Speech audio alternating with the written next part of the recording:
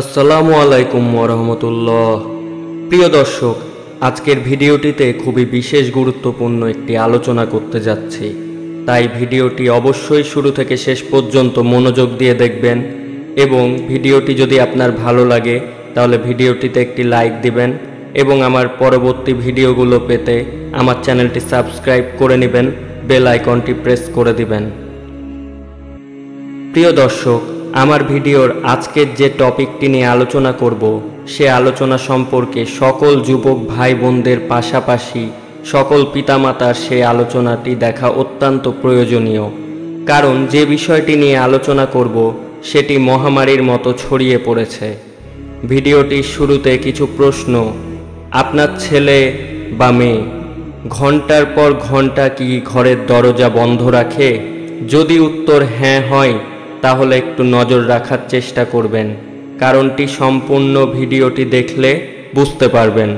তো চলুন শুরু করি। হস্তমৈথুন বা মাস্টারবেশন।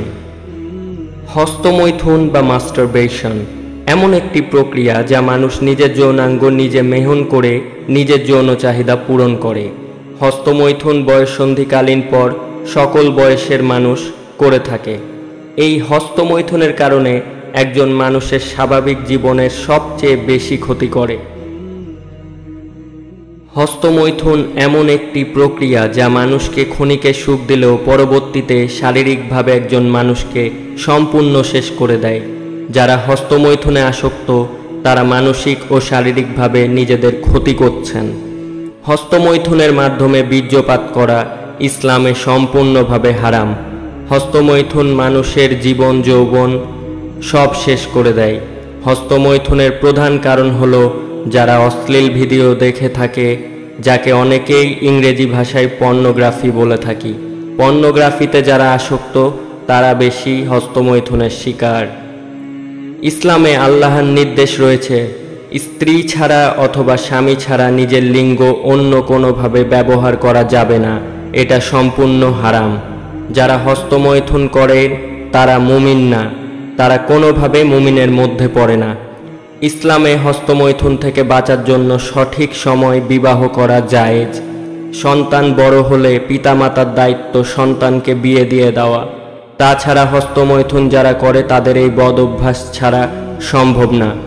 হস্তমৈথুন একজন ব্যক্তিকে সমস্ত ভালো কাজ থেকে দূরে সরিয়ে দেয়, সমস্ত আত্মীয় স্বজনের থেকে দূরে সরিয়ে দিবে, আপনাকে একা করে দিবে, মহান আল্লাহর রহমত নিয়ামত থেকে আপনাকে দূর করে দিবে।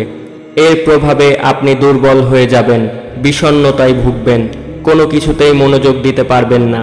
মনে রাখবেন 70% রক্ত থেকে মাত্র 1 ফোঁটা বীর্য তৈরি হয়, আর 74 দিনে মানব দেহে এ বীর্য তৈরি হতে সময় লাগে। তাহলে ভেবে দেখুন আপনি কত বড় ক্ষতি করছেন। সময় থাকতে নিজেকে এই বদ অভ্যাস থেকে দূরে সরিয়ে নিয়ে আসুন। সব সময় মনে রাখবেন যে কাজ কখনো আপনার কল্যাণ ডেকে আনে না, ইসলাম সে কাজকে হারাম বলেছে। এই হস্তমৈথুন হলো একটি হারাম কাজ, তাই কখনো এই কাজটি করবেন না। পাপ থেকে নিজেও বাঁচুন, নিজের পরিবারকেও বাঁচান। প্রিয় দর্শক, আপনারা যারা হস্তমৈথুনে আসক্ত এবং এটি থেকে বেরিয়ে আসতে চাইছেন তাদের জন্য কিছু কথা। আপনাদের যখন হস্তমৈথুন করার ইচ্ছে হবে তখন আপনারা বেশি বেশি দোয়া দরুদ পড়বেন।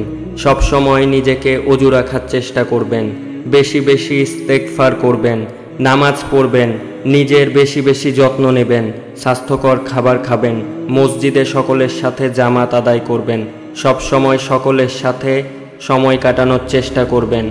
ইনশাআল্লাহ আপনি এই হস্তমৈথুনের আসক্ত থেকে বের হয়ে আসতে পারবেন।